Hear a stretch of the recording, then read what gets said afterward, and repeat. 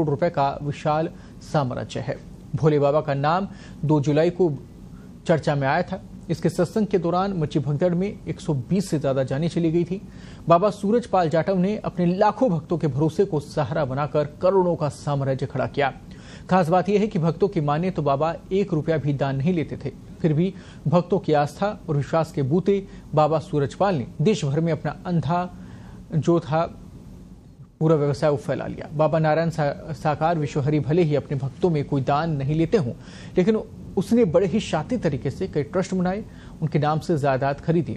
इसके चलते खासकर पश्चिमी उत्तर प्रदेश समेत देश के कई राज्यों में बाबा ने महलनुमा आश्रम भी खड़े किए।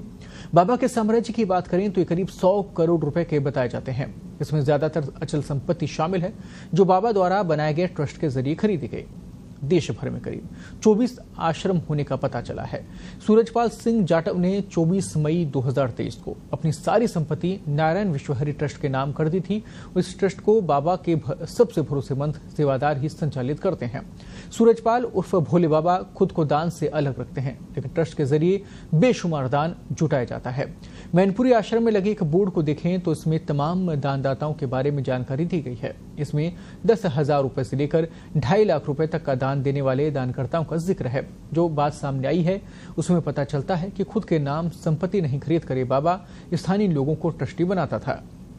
भक्तों के इस दान के जरिए बाबा ने आलिशान महलनुमा आश्रम खड़े किए, जिनमें से हर की कीमत करोड़ों में है। हालांकि आश्रम सीधे बाबा के नाम पर नहीं है। राम कुटीर चैरिटेबल ट्रस्ट की ओर से इसका निर्माण करवाया गया है।